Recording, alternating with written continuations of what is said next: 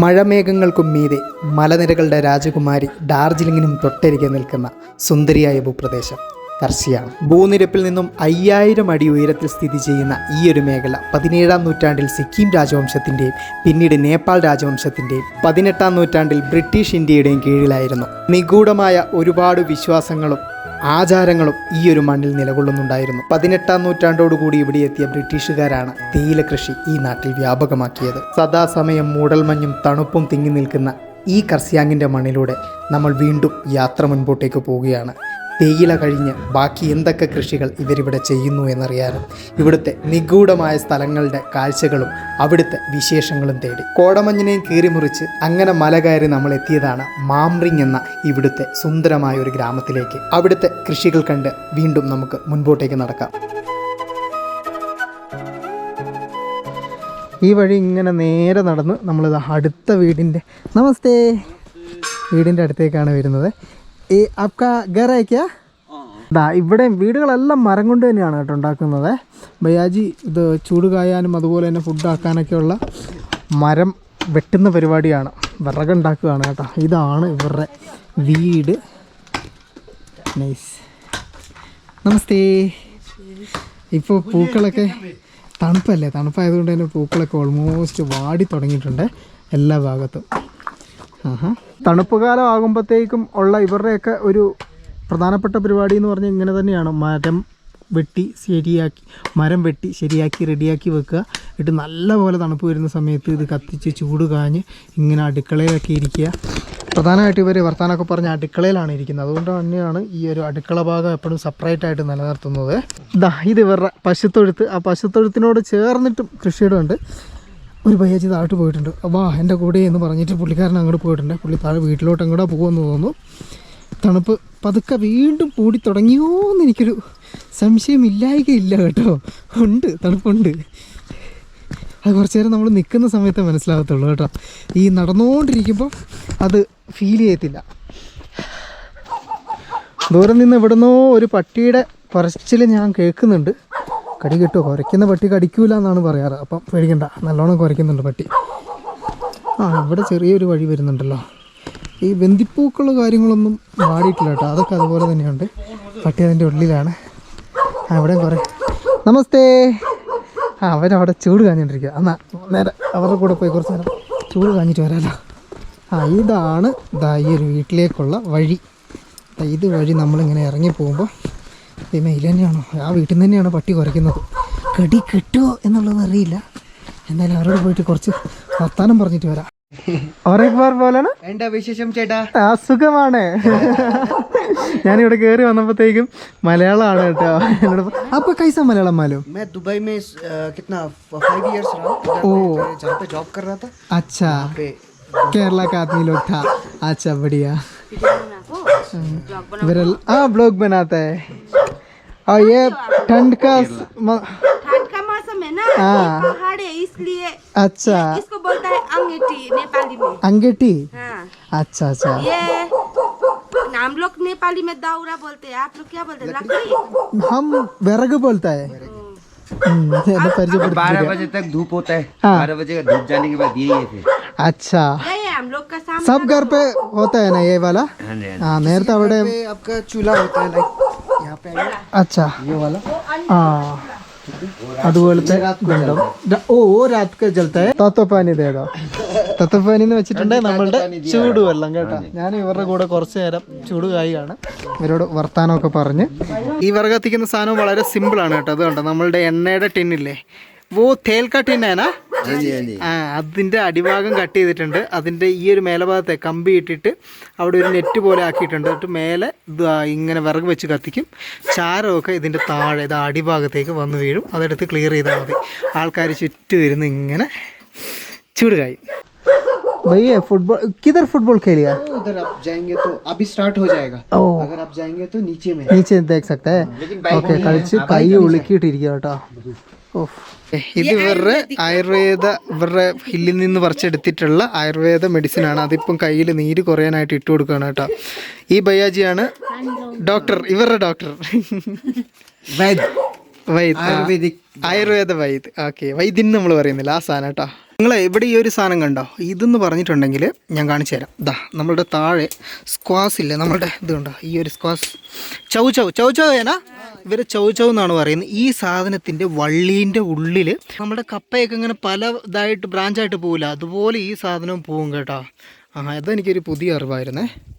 നമ്മുടെ സ്ക്വാസ് എല്ലാം കഴിക്കാം. ഇതിൻ്റെ സ്ക്വാഷ് എങ്ങനെയാണ് വളർത്തുന്നതെന്നുള്ളൊരു, അത് മുളപ്പിച്ചെടുക്കുന്നത് എങ്ങനെയാണെന്നൊരു ഡൗട്ട് നിങ്ങൾക്ക് ഉണ്ടാവും. അതിൻ്റെ ആ ഒരു സ്ക്വാഷ് തന്നെയില്ലേ, അത് തന്നെയാണ് കേട്ടോ ഇവർ നടാൻ ഉപയോഗിക്കുന്നത്. അതിൻ്റെ ഉള്ളിൽ നിന്നാണ് മുളച്ച് വരുന്നത്.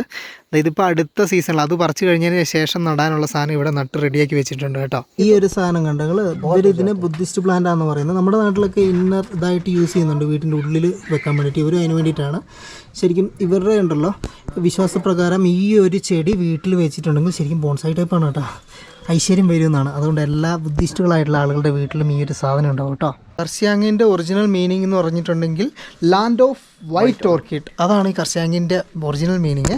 അപ്പോൾ ഇത് ഉണ്ടെങ്കിൽ ആ ഒരു വൈറ്റ് ഓർക്കിഡ് ഇപ്പോൾ മുളച്ച് വരുന്നേ ഉള്ളൂ. ഓ കോൺ സമയം അപ്പോൾ ഫുൾ പോത്തായേ തണുപ്പ് കാലത്ത് ഇതിൻ്റെ അകത്ത് പൂ ഉണ്ടാകും. ഇതുണ്ടെങ്കിൽ നല്ല വൈറ്റ് കളർ ഓർക്കിഡ് ഉണ്ടാവേ. പണ്ട് കാലത്ത് ഈ ബ്രിട്ടീഷുകാരൊക്കെ ഇവിടെ വരുന്ന സമയത്ത് ഇവിടുത്തെ മലകളിലൊക്കെ മുഴുവൻ ഇതായിരുന്നു. അങ്ങനെയാണ് ഇവർ ഇതിനെ കർഷ്യാങ് എന്ന, അവരല്ല ഇവിടെയുള്ള ആളുകൾ കർഷ്യാങ് എന്നുള്ള പേരിട്ടത്. അതിൻ്റെ ഉള്ള ഒറിജിനൽ അർത്ഥം വൈറ്റ് ഓർക്കിഡിൻ്റെ നാട് എന്നാണ്. നമ്മളെ അവിടെ ഇലക്ട്രിക്കിന്റെ ഇതൊക്കെ കണ്ടില്ല. ഓ ഇലക്ട്രിക് ഫെൻസിംഗ് ലൈൻ ദേക്കാമേ. ഇവർ എവിടേക്ക് रात को आ जाए लाइव शूटिंग शूट करने के लिए यहीं पर चितुआ और भालू हरिन यहीं पर आता है സ്ക്വാഷ് खाने के लिए. वो खाने के लिए यहीं पर आता है. ഇവിടെ ഉണ്ടല്ലോ നമ്മളുടെ കരടിയില്ലേ ബാലിച്ചേട്ടൻ അതുപോലെ തന്നെ മാന് ഒക്കെ രാത്രിയാകുമ്പോൾ വരും ഈ സ്ക്വാഷ് അത് തിന്നാൻ വേണ്ടിയിട്ട് കേട്ടോ. लाइव देखने को मिलता है यहाँ पर. ഓ ലൈറ്റ് അടിച്ചിട്ട് കാണാൻ പറ്റും. रेनडियर बोलते हैं, डियर बोलते हैं, तो यहाँ पे नीचे चढ़ते हैं. वो आपका खेत में बहुत प्रॉब्लम करता है ना वो गाजर को उखाड़ के. ഇത് ഇവരുടെ കോഴിക്കോടും അതുപോലെ തന്നെ ഇവിടെ മുയലുണ്ടായിരുന്നേ. പറഞ്ഞില്ലേ ഈ നമ്മളുടെ കരടി, അതുപോലെ തന്നെ ഇവിടെ ഈ ബാഗ് എന്ന് പറയും. അതായത് സ്നോ ലെപ്പേഡ് ഉണ്ട്, കുറച്ചുകൂടി വലിയ ലെപ്പേഡ് ഉണ്ട്, പിന്നെ ബ്ലാക്ക് ലെപ്പേഡ്, നമ്മുടെ കരിമ്പുലിയൊക്കെ ഒരു ഭാഗത്തുണ്ട് കേട്ടോ. അതുങ്ങൾ വന്ന് പിടിച്ച് കൊണ്ടുപോയതാണ് കേട്ടോ. അപ്പോൾ രാത്രിയൊക്കെ ഇവർക്ക് പുറത്തിറങ്ങലൊക്കെ ഭയങ്കര ഒരു പണിയാണ്. ഇതിനൊന്നും പുറത്ത് വിടത്തില്ല കേട്ടോ, കാരണം ഈ മൃഗങ്ങൾ വന്ന് ഇതുങ്ങളെ തിന്നും. അതുകൊണ്ട് എപ്പോഴും ഇതുങ്ങൾ അകത്ത് തന്നെയാണ് വളർത്തുന്നത്. നമ്മുടെ ബയാജി ഉണ്ടല്ലോ, ആളൊരു റാപ്പറാണ്. അപ്പം നേപ്പാളി ഭാഷ में റാപ്പ് करता है क्या? हिंदी में. अच्छा हमको लिए एक मिनट. अच्छा जस्ट 1 मिनट के लिए. हाँ गवार होते वो जो हमें चाइनीज बुलाए, इन कुत्तों की तुमको जरा कौन समझाए. आँख होते इनके मगर इन्हें नक्शा कौन दिखाए. हिंदुस्तान का नक्शा ही जिन्हें पढ़ने न आए. हिंदुस्तान के लोगों को ही विदेशी बुलाए. अगर इसको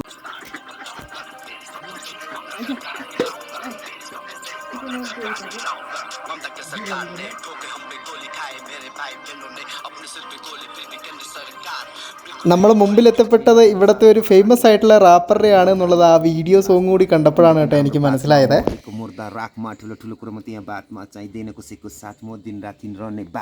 ഞാൻ ഇതാ വീണ്ടും ഇവരുടെ കൃഷിയിടത്തിലേക്ക് ഓർഗാനിക് ക്യാരറ്റ് ഇവരുണ്ടാക്കുന്നുണ്ട്.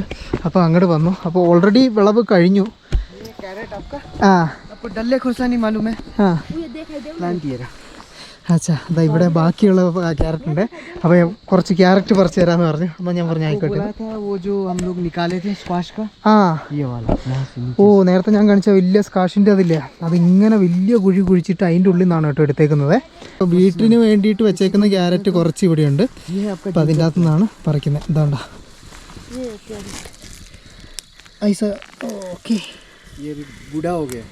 പിന്നെ ഉണ്ടല്ലോ ക്യാരറ്റ് ഇവർക്ക് ഇവിടെ കിട്ടുന്നതെന്ന് വെച്ചിട്ടുണ്ടെങ്കിൽ ഇത് ക്വാളിറ്റി അനുസരിച്ചാണ്. ഇത് ഫസ്റ്റ് ക്വാളിറ്റി സാധനം ഉണ്ട്, അതിന് 107 രൂപ 106 രൂപയാണ് കിലോയ്ക്ക് ഇവർക്ക് കിട്ടുന്നത്. അത് ശരിക്കും പുറത്തെ കൺട്രിയിലേക്ക് എന്താ പറയുക എക്സ്പോർട്ട് ചെയ്യുന്ന സാധനമാണ് കേട്ടോ.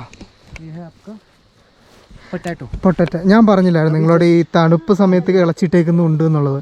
അത് ശരിക്കും ഉരുളക്കിഴങ്ങ് നടാൻ വേണ്ടിയിട്ടാണ് കേട്ടോ. ഇതെല്ലാം ഉരുളക്കിഴങ്ങ് ഇവിടെ നട്ടു വെച്ചിട്ടുണ്ട്. ഇവിടെ ഇവർ കൃഷി ചെയ്തേക്കുന്നുണ്ടല്ലോ നമ്മളുടെ ഉള്ളി, അതുപോലെ തന്നെ നമ്മളുടെ കൊറിയാണ്ടർ അതുമില്ലേ, രണ്ടും ഒരുമിച്ചാണ് കേട്ടോ. എല്ലാം മിക്സ് ചെയ്താണ് കൃഷി ചെയ്തേക്കുന്നത്. ഇതുണ്ടല്ലോ ഇദ്ദേഹത്തിൻ്റെ അച്ഛൻ്റെ എന്താ പറയുക, ഇവർ ബുദ്ധിസ്റ്റ് ആൾക്കാരാണ്. അന്നേരം ഇവർ കത്തിക്കുകയാണ് ചെയ്യുന്നത്. അതിനുശേഷം ആ ഒരു ചിതാഭസ്മമില്ലേ അതിങ്ങനെ എടുത്തു കൊണ്ടുവന്ന് ഇതിൻ്റെ ഉള്ളിൽ അവിടെ വെച്ചിട്ടുണ്ട്. അപ്പം അച്ഛൻ മരിക്കുന്നതിന് മുമ്പായിട്ട് അമ്മേനോട് പറഞ്ഞിട്ടുണ്ടായിരുന്നു, ഞാൻ മരിച്ചതിന് ശേഷം എനിക്ക് എൻ്റെ ചിതാഭസ്മം ഈ ഒരു ഖെയ്ത്തിയിൽ വെക്കണം എന്നുള്ളത്. അങ്ങനെയാണ് അദ്ദേഹം പണിയെടുത്ത ഖെയ്ത്താണിത്. അപ്പം അദ്ദേഹത്തിൻ്റെ മരണത്തിന് ശേഷം ഈ ഒരു ഖെയ്ത്ത് കാര്യങ്ങളൊക്കെ കാണാനായിട്ട് ഇവരൊരു വിശ്വാസപ്രകാരം ഇങ്ങനെ വെച്ചിട്ട് ഇവരിവിടെ പ്രാർത്ഥനാ കാര്യങ്ങളൊക്കെ വർഷത്തിൽ ചെയ്യും കേട്ടോ. അങ്ങനെ ഒരു ഇതാണ് നമ്മൾ ഈ കാണുന്നത്. മാനെ എന്നാണ് ഇവർ പറയുന്നത്. माने इसको बोलते माने. അപ്പോൾ ധന്യവാദ്. ഓക്കെ, ഞാനൊരു ക്യാരറ്റ് കൂടി വാങ്ങിയിട്ട് ഓക്കെ ഫിർ മിലേങ്കെ. ഓക്കെ, എന്തായാലും വാ നമുക്കിനിയിപ്പം അടുത്ത കാഴ്ചയിലോട്ട് പോവാം. എന്തായാലും ഉച്ചക്കത്തെ ഫുഡ് അമ്മ ഫസ്റ്റ് കഴിച്ച് ക്യാരറ്റ് തന്നെ ആവട്ടെ.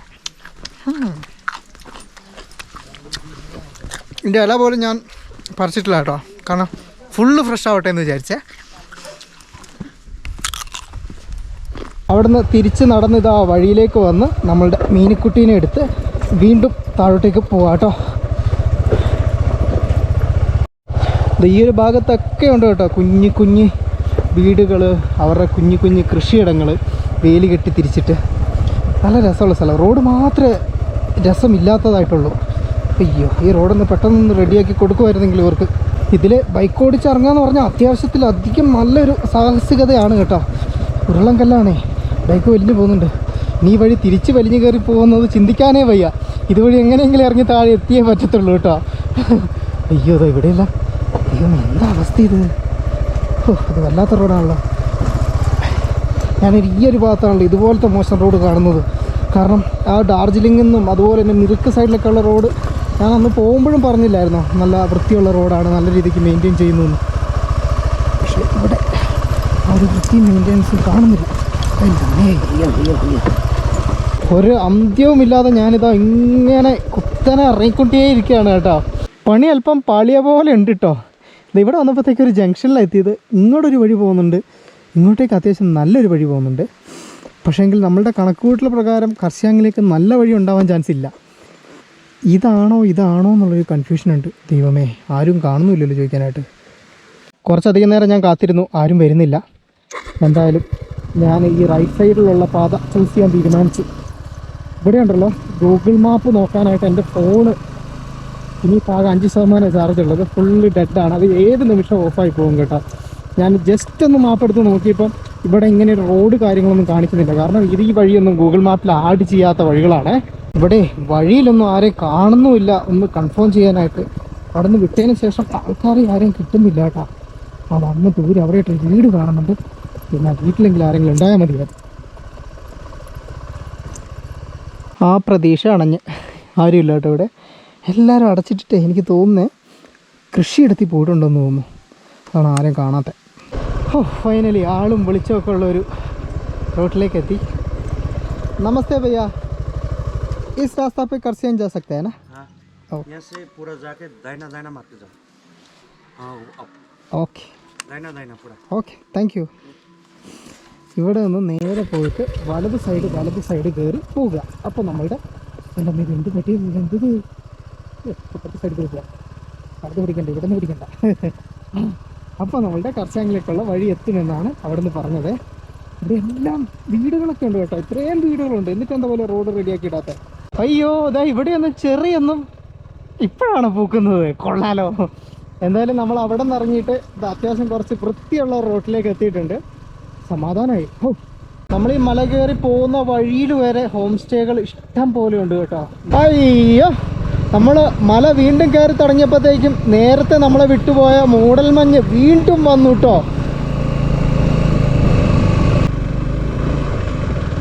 ആ അങ്ങനെ പറ.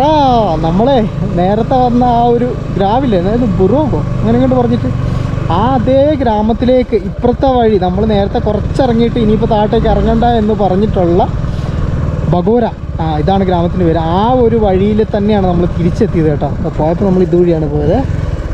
എന്തായാലും നമ്മളൊരു റൗണ്ട് പൂർത്തിയാക്കിയിരിക്കുന്നു. എല്ലാം മോശം റോഡായിരുന്നു കേട്ടോ താഴെ നിന്ന് മേലോട്ടേക്ക് കയറി വരാനായിട്ട്. നമ്മൾ ഇങ്ങോട്ടേക്ക് കാട്ടിൻ്റെ ഉള്ളിൽ കൂടി വന്നില്ലേ, ആ ഒരു വഴി നമ്മൾ പോകുന്നില്ല. ഇതിലേ കർസിയാങ്ങിലേക്ക് വേറൊരു വഴി ഉണ്ടെന്ന് ഇവിടെ ചോദിച്ചപ്പോൾ അവർ പറഞ്ഞു നമുക്ക് അതുവഴി തന്നെ പോവാം. ചിലപ്പോൾ കരടിയൊക്കെ നമ്മൾ നോട്ട് ചെയ്ത് വെച്ചിട്ടുണ്ടെങ്കിലോ റിട്ടേൺ വരുമ്പോൾ പിടിക്കാമെന്ന് പറഞ്ഞിട്ട്. പക്ഷേ ഇതൊരു കാട്ടിലോട്ട് തന്നെയാണ് കേട്ടോ കയറുന്നത്. ശിവണേ സെയിം പൈൻ മരക്കാട്ടിലോട്ട് തന്നെയാണ് നമ്മൾ വന്ന് കയറുന്നത്. ഈ ഒരു പൈനില്ലേ, ഈ ഒരു പൈനൊന്നും ഇവിടെ സ്വാഭാവികമായിട്ടും വളർന്നു വന്നതോ ഉണ്ടായതോ അല്ല കേട്ടോ. ഈ ബ്രിട്ടീഷുകാർ വന്ന സമയത്ത് താഴേന്ന് നമ്മുടെ സിലിഗുരി സൈഡിൽ നിന്ന് ഇങ്ങോട്ട് വന്നപ്പോൾ ആദ്യമേ താഴത്തെ മണ്ണ് പരിശോധിച്ചു. അപ്പോൾ ആ സിലിഗുരീൻ്റെ ആ ഭാഗത്ത് അവർക്ക് നെല്ല് ബാക്കി കാര്യങ്ങളൊക്കെ കൃഷി ചെയ്യാമെന്നുള്ളതുകൊണ്ട് അത് അങ്ങനെ വിട്ടു. അത് കഴിഞ്ഞിട്ട് മേലേക്ക് എത്തിയപ്പോഴത്തേക്കും ആ ഒരു മണ്ണ് തേയിലയ്ക്ക് പറ്റിയതായതുകൊണ്ട് അവിടെ തേയില നട്ടു. അത് കഴിഞ്ഞിട്ട് ഇവിടുന്ന് മേലോട്ടേക്ക് അവർ ചെക്ക് ചെയ്ത് സോയിൽ ചെക്ക് ചെയ്ത് വന്ന സമയത്ത് ഇവിടെ ലാൻഡ് സ്ലൈഡിനുള്ള ചാൻസസ് ഉണ്ട്. അപ്പോൾ ഇവരെന്ത് ചെയ്തു എന്ന് വെച്ചിട്ടുണ്ടെങ്കിൽ ഇതുപോലുള്ള പൈൻ മരങ്ങൾ ഇവിടെ നട്ടുപിടിപ്പിച്ചു. അതിന് രണ്ട് ഉപയോഗമുണ്ട്. ഒന്ന് ഈ ലാൻഡ് സ്ലൈഡ് തടുക്കും എന്നുള്ള കാര്യം. മറ്റൊന്നെന്ന് പറഞ്ഞിട്ടുണ്ടെങ്കിൽ ഇവർ ഇതിൻ്റെ അകത്തുനിന്ന് മരം വെട്ടിയിട്ട് ഈ തടിയില്ലേ, ഈ തടി ഈ തേയിലയൊക്കെ ഉണക്കിയെടുത്ത സാധനം കാർട്ടൺ ബോക്സിലാക്കിയിട്ടാണ് അവർ അവരുടെ നാട്ടിലോട്ടൊക്കെ അയച്ചേക്കുന്നത്, മറ്റേ വുഡൻ ബോക്സിൽ.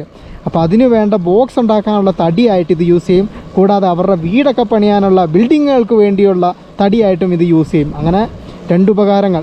അങ്ങനെ നമ്മൾ നമ്മുടെ റെയിൽവേ ലൈനൊക്കെയുള്ള കർസിയാങ്ങിലെയും ഡാർജിലിംഗൊക്കെ കണക്ട് ചെയ്യുന്ന മെയിൻ ഹൈവേയിലേക്ക് തിരിച്ചെത്തി. ഒരു വിധം അയ്യോ, നമ്മൾ തിരിച്ച് കർസിയാങ് എത്തിയത് കറക്റ്റ് ടൈമിലാണ് കേട്ടോ. അതാ നമ്മളുടെ ടോയ് ട്രെയിന് ഡാർജിലിംഗിലേക്ക് പോകുന്നു.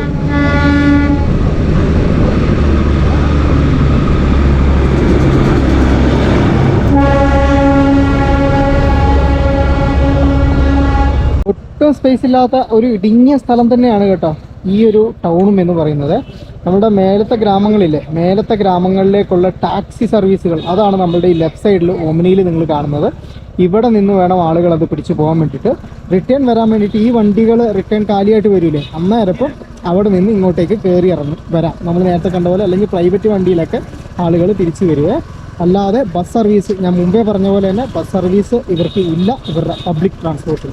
അതുകൂടാതെ മുമ്പത്തെ വീഡിയോയിൽ ഞാൻ പറഞ്ഞ പോലെ തന്നെ സിലിഗുരി സൈഡിലോട്ടൊക്കെ ബസ്സിന് പോകാൻ ആഗ്രഹമുള്ള ആളുകൾക്ക് ഇതാ ഇവിടെ നിന്ന് ബസ്സുണ്ട്. 50 രൂപയാണ് ബസ്സിൻ്റെ ടിക്കറ്റ് വരിക. അത് ഈ ഒരു റൂട്ടിലാണ് കേട്ടോ പാർക്ക് ചെയ്ത് വെച്ചത്. അല്ലാണ്ട് വേറെ ബസ് സ്റ്റാൻഡൊന്നും ഉണ്ടാക്കാൻ മാത്രമുള്ള സ്പേസ് ഒന്നും ഇവിടെ ഇല്ല. ഞാനേ തിരിച്ചങ്ങനെ റൂമിൽ വന്ന് ബെഡിൽ കയറി കേട്ടോ. ബെഡിലാണുള്ളത്. പിന്നെ വേറൊരു സന്തോഷകരമായിട്ടുള്ള കാര്യമുണ്ട്. സന്തോഷകരമായ കാര്യം പറ. സന്തോഷമില്ലേ? മഴയുണ്ട് പുറത്ത്, കാണിക്കാൻ പറ്റാത്തതുകൊണ്ടാണ് കേട്ടോ. അപ്പം മൊത്തം ഇരുണ്ട് ഫുള്ള് മൂടൽ വന്നിട്ടേ പുറത്ത് മഴ തുടങ്ങി കേട്ടോ. എന്തോ സയൻറ്റിഫിക്കായിട്ട് ഞാൻ പറഞ്ഞില്ല, എന്തോ ടെസ്റ്റ് ചെയ്യാനുണ്ട്. എന്നാൽ ഇതെങ്ങനെ സാധിക്കുന്നു? അയ്യോ എനിക്ക് വയ്യേ. Good morning. ഞാൻ സജീവ്. ഓക്കെ വന്നോളാ. ആക്ച്വലി ഉണ്ടല്ലോ ഇന്നത്തെ ദിവസേ നമ്മൾ എൻട്രി ചെയ്തായിരുന്നോ? ഓക്കെ, ഇവിടെ ഒരു മഹത് വ്യക്തിയുടെ വീട്ടിലേക്കാണ് നമ്മൾ വന്നിട്ടുള്ളത്. ആരാണെന്ന് വെച്ചിട്ടുണ്ടെങ്കിൽ നമ്മളുടെ സുഭാഷ് ചന്ദ്രബോസ് ഇല്ലേ, നേതാജി അദ്ദേഹത്തിൻ്റെ ഒഴിവു സമയങ്ങളിലൊക്കെ വന്നിരുന്ന് താമസിക്കുന്ന ഒരു വീട്, അത് ഇതാണ്. ഈ ഒരു വീട്ടിൽ നിന്നാണ്. അപ്പം നേതാജിയെ പറ്റി കൂടുതൽ വാക്ക് നമ്മളുടെ ചരിത്ര പണ്ഡിതനും നേതാജിയൊക്കെ വന്നിട്ടുണ്ടെന്നൊക്കെ പറയുന്നു. നമ്മൾ കണ്ടിട്ടൊന്നുമില്ല. ഇനി നേതാജി അന്ധകാലത്തല്ലേ വന്നത്, അതെങ്ങനെ കാണാനാണ്? അപ്പോൾ സഞ്ജീവ് ബ്രോ ഞാൻ ഇന്ന് ഇവിടുത്തെ ലോക്കലായിട്ടുള്ള കാഴ്ചകളൊക്കെ കാണാനായിട്ട് ഇറങ്ങിയതാണ്. അപ്പോൾ എന്നോട് പറഞ്ഞു ഇങ്ങനെ നേതാജിയുടെ ഒരു വീട് ഇവിടെ ഉണ്ടെന്ന് പറഞ്ഞിട്ട് കാണാൻ വേണ്ടി വന്നതാണ്. എന്നാലും നേതാജിയെ പറ്റി 2 വാക്ക്. നേതാജി എന്ന് പറഞ്ഞു കഴിഞ്ഞാൽ ഗാന്ധിജിയുടെ നേരെ വിപരീതമായിട്ട് ഒരു ആലോചിച്ച ഒരു മനുഷ്യനായിരുന്നു. നമുക്ക് യുദ്ധത്തിൽ കൂടെ രക്തം തരുമോ ഏതാണ്ടൊക്കെ പറയുന്നുണ്ട് പണ്ടത്തെ. അറിയാം, എനിക്ക് ആ ചരിത്രകാരനെ കൂടെ കിട്ടി. അപ്പൊ ഞങ്ങളെ ഇവിടെ ഉണ്ടല്ലോ, ഇതിപ്പം നേതാജി അന്ന് വന്ന സമയത്ത് ആ നേതാജിയുടെ മറ്റേ എന്താ ഈ 1937 ഒരു പ്രസംഗമൊക്കെ ഇല്ലായിരുന്നോ, ആ ഒരു പ്രസംഗമൊക്കെ അദ്ദേഹം തയ്യാറാക്കിയത് ഇതാ ഈ ഒരു വീടിൻ്റെ ഇവിടെ ഇരുന്നുകൊണ്ടാണ്. ശരിക്കും ഇതൊരു ഹില്ല് ഏരിയ. ഈ ഒരു ഏരിയക്ക് എന്തെങ്കിലും പേരുണ്ടോ? ഗിദ്ദപ്പാട്ട്, അങ്ങനെയാണ് ഈ ഒരു സ്ഥലത്തിൻ്റെ പേര് പറയുന്നത്.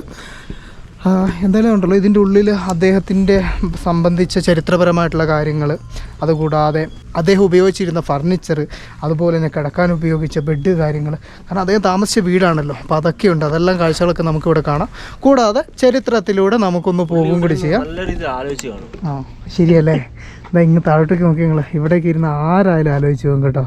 അതുപോലെ നല്ല വ്യൂ ഒക്കെ ഉള്ളൊരു ഏരിയയാണ്. ഇന്ന് കുറച്ച് ഫോഗിയാണ്, പക്ഷേങ്കിൽ ഇന്നലെ വൈകുന്നേരത്തെ ആ ഒരു മഴയ്ക്ക് ശേഷം അത്യാവശ്യം വെതറൊക്കെ ക്ലിയറായി. ഇതുണ്ടെങ്കിൽ നല്ല വെയിലും കാര്യങ്ങളൊക്കെ വന്നിട്ടുണ്ട്. പിന്നെ മറ്റൊരു വൻ ചതി നമ്മളോട് ചെയ്തിട്ടുണ്ടല്ലേ? ഒരു ചതിയുടെ കഥ നമുക്ക് പറയാനുണ്ട് കേട്ടോ. ആ ചതിയുടെ കഥ തപ്പിയാണ് വന്നത്. ഇതെന്താ ഇങ്ങോട്ട് പോകുന്നത് എന്താ? അപ്പോൾ വായോ, നമുക്ക് ആ ചതി എന്താണെന്നുള്ളത് കണ്ടുപിടിക്കാമല്ലോ. മേലെ നിന്ന് എന്തൊക്കെ കൊട്ടും പാട്ടൊക്കെ കേൾക്കുന്നുണ്ട്. കല്യാണമായിരുന്നെങ്കിൽ പോകായിരുന്നു, വീടിൻ്റെ പൂജയൊക്കെ ആണെങ്കിൽ പോയിട്ട് കാര്യമില്ല. ആ ഒരു വീടിനോട് ചേർന്ന് തന്നെ ഉണ്ടല്ലോ, അതിനടുത്തായിട്ട് ഒരു വ്യൂ പോയിൻ്റ് ഉണ്ട് കേട്ടോ. ഇവിടെ നിന്നിട്ടുണ്ടെങ്കിൽ ശരിക്കും നമുക്ക് താഴെയുള്ള നമ്മളുടെ സിലിഗുരിയുടെ കാഴ്ചകളും അതുപോലെ തന്നെ ബാഗ്ഡോഗ്ര എയർപോർട്ടിൻ്റെ ഭാഗമൊക്കെ ഇല്ല, ആ ഒരു ഭാഗമെല്ലാം കാണാൻ പറ്റും. അപ്പം ഇവിടെ നിന്നുണ്ടല്ലോ ഒരു വൻ പദ്ധതി മുമ്പുണ്ടായിരുന്നു, അത് പ്ലാനിലുള്ളതായിരുന്നു. അത് പക്ഷേങ്കിൽ ഇപ്പോൾ ഒന്നും ആയിട്ടില്ല. ഇപ്പോൾ അത് ഇവിടെയൊക്കെ തുരുമ്പ് പിടിച്ച് കിടക്കുന്ന കാഴ്ചയാണ് നമുക്ക് കാണാൻ പറ്റുന്നത്. അതായത് ഇവിടെ നിന്നും സിലിഗുരിയുടെ ഏകദേശം പകുതി എത്തുന്ന അത്രയും ദൂരം വരെ, താഴെ ഭാഗം വരെ ഒരു കേബിൾ കാറിൽ ആളുകളെ കൊണ്ടുപോവുക, വരിക, ഒരു വലിയ രീതിയിൽ ടൂറിസം ഡെവലപ്പ് ആകുന്ന രീതിയിൽ അങ്ങനൊരു പരിപാടി ഉണ്ടായിരുന്നു കേട്ടോ. പക്ഷേ എന്താണെന്നറിയില്ല, ഇപ്പോൾ അതൊന്നും കാണാനില്ല, മൊത്തം തുരുമ്പിടിച്ച് കിടക്കുക. നമ്മൾ മലയാളികൾ മൊത്തത്തിൽ വഞ്ചിക്കപ്പെട്ട ആ ഒരു ഏരിയ ഇതാ നമുക്ക് ആ ഒരു ഭാഗത്തായിട്ട് കാണാം. എന്നാലും വല്ലാത്തൊരു ചതിയായിപ്പോയി അല്ലേ? എന്നാ ഒരു ചതിയാ. അടിപൊളിയാ, ചതി അടിപൊളിയാണോ? അല്ല, ആ പടം കാരണം പിന്നെ ആൾക്കാർ കറങ്ങാൻ തുടങ്ങിയില്ല. അത് തുടങ്ങി, നല്ലത് വല്ലാത്ത ചതിയായിപ്പോയി. നമ്മൾ തിരിച്ചിറങ്ങി വന്നപ്പോഴത്തേക്കും ഇതാ നമ്മുടെ സിലിഗുരിക്കുള്ള ട്രെയിന്, ടോയ് ട്രെയിന് താഴോട്ടേക്ക് ഇറങ്ങി പോകുന്നുണ്ട്. ആഹാ, നല്ല രസമുണ്ട് ഈ റോഡിൻ്റെ സൈഡിൽ കൂടി ഇതിൻ്റെ ഒരു വരവ് കാണാനായിട്ട് കേട്ടോ.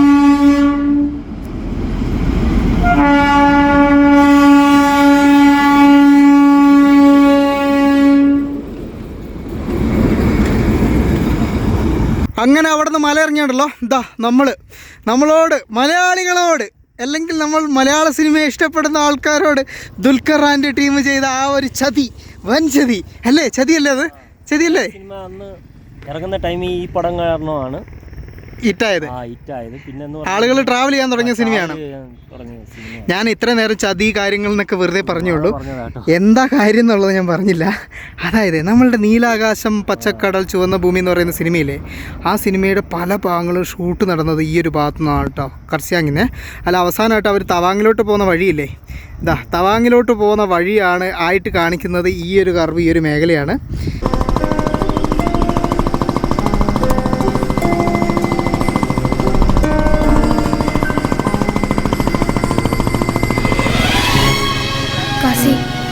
Where will we go now? തവാങ്ങിൽ മഞ്ഞ് പെയ്ത് തുടങ്ങിയിട്ടുണ്ടാവും. Do you want to go?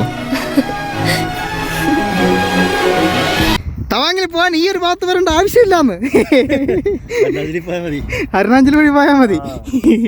പിന്നെ എന്താ പറയുക, നമ്മളൊരു തമാശയ്ക്ക് ഒരു രസത്തിന് പറഞ്ഞതാണ് കേട്ടോ. കാരണം ആ ഒരു സിനിമയുടെ ഷൂട്ട് ചെയ്ത സ്ഥലങ്ങൾ, ഷൂട്ട് നടന്ന ഏരിയക്ക് ഇതായിരുന്നു. നിങ്ങളില്ലായിരുന്നു ആ ഒരു സമയത്ത് ഷൂട്ട് ഉണ്ടായിരുന്നു? എനിക്ക് അറിയില്ലായിരുന്നു. ദുൽഖർ അന്ന് തുടങ്ങുന്ന സമയമല്ലേ, മലയാളം പടമാണെന്നും അറിയത്തില്ല. എങ്ങനെ സൗത്ത് ഇന്ത്യൻ സിനിമയുടെ ഷൂട്ട് എങ്ങനെ പറഞ്ഞു? ഇവിടെ വേറെ സിനിമകളുടെ ഒക്കെ ഷൂട്ട് നടക്കലില്ലേ? ബംഗ്ല, ഹിന്ദി എല്ലാം നടക്കും. അമിതാഭ് ബച്ചൻ്റെ ഒരു പടം ഉണ്ടായിരുന്നു.